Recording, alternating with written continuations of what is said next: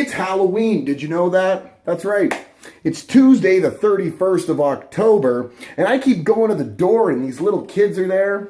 I'm trying to give them financial little morsels of stuff they could take with them. Not that stuff that rots your teeth, but a little bit of something that'll broaden your horizons. And they just look at me dumbfounded like I'm a crazy person wearing glasses inside in the middle of Halloween night.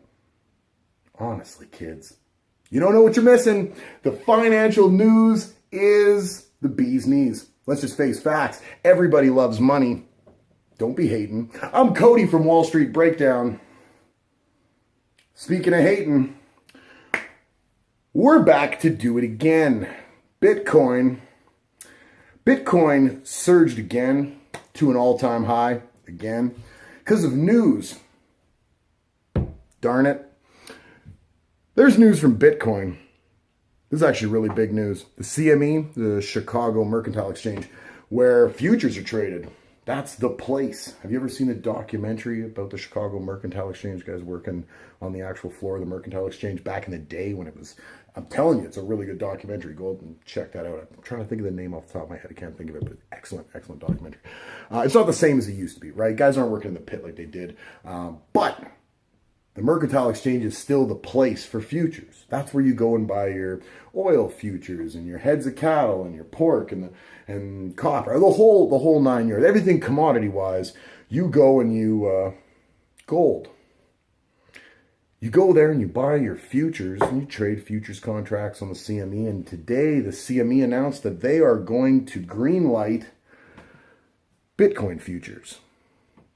And then the sky fell because economists from all over the world think that this is the preamble to a new financial crisis because it's a bunch of hooey, right? That's what we've been saying. I mean, it's great to watch it do its thing, but it's not implemented in any type of reasonable way. How does it retain its value? I don't know. People seem to think they know. The CME, I mean, is this grasping at straws? Is that what this is? Like, I understand you're a very far down the totem pole exchange. Let's call a spade, right? Like, you and I both know that when we talk about any kind of exchange, we're thinking the NYSE, we're thinking the NASDAQ. You start talking indexes, you're talking the Dow Jones, the S&P 500, the Russell. The CME just doesn't come into the lexicon of financial news as frequently as they probably would like. They do really house a lot of it, really high-end trading. It's a trading that it gets a lot of headline news. Oil prices, gold prices, those things definitely headline news, and they set economic trends. But it just doesn't drive the CME to seem as fantastic as the NYSE does. So being an early adopter of Bitcoin, if they're right, could really add a nice touch of joie de vivre to the CME. But when people start worrying about the economy because of this, because now people are going to start, this is like giving Bitcoin a cosign, okay? This is my big issue with it. Let's just cut to the chase, right? We like that. It's a lot easier. You're now cosigning Bitcoin, saying that this is legitimate. So you're going to have other people that were on the fence investors before that seen this, but seen it on other exchanges, this cryptocurrency stuff, it's over here, right? Like, so we still don't legitimize it. Even though we see it moving, we hear it on the news, we watch the numbers move, there was still a lot of investors that aren't going to legitimize it. This is now going to legitimize it to a lot of investors. Personally, I think it's relatively dangerous. I understand where a lot of economists are coming from saying that this could lead to a new financial crisis.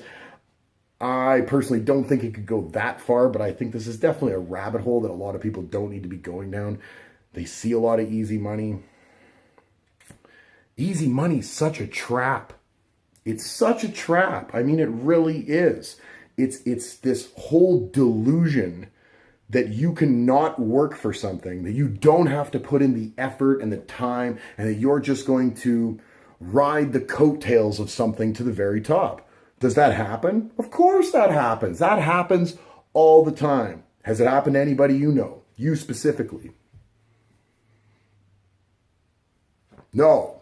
Or it did removed. 3 people removed. Like it happened to Kevin Bacon, right? Like, seriously. Don't chase this kind of money.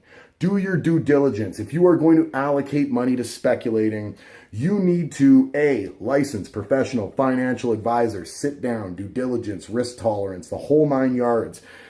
You work hard for your cash. If you've got a family, if you've got any dependents, if you don't got proper life insurance, if you don't got a well-diversified portfolio of blue chips paying you dividends, you are kidding yourself if you're getting invested in this first.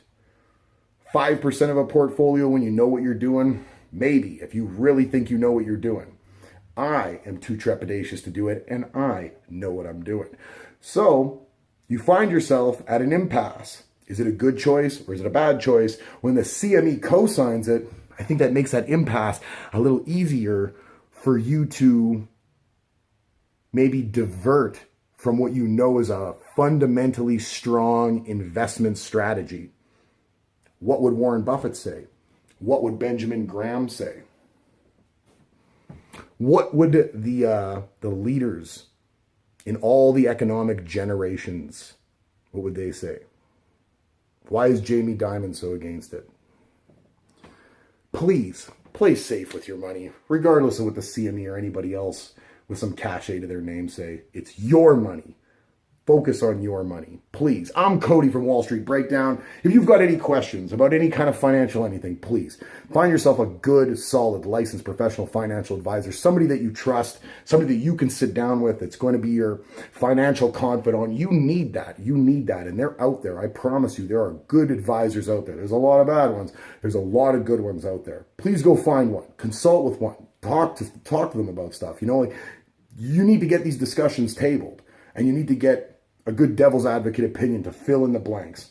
I really want you to do well with your money. That's my main concern. I find myself talking about Bitcoin so frequently that I almost feel like all this needs to be a disclaimer. So it is what it is. I'm Cody from Wall Street Breakdown. If you haven't already, subscribe button, notification bell, thumbs up for this video, comments. We love comments. We love you. Have a marvelous Halloween, fellas.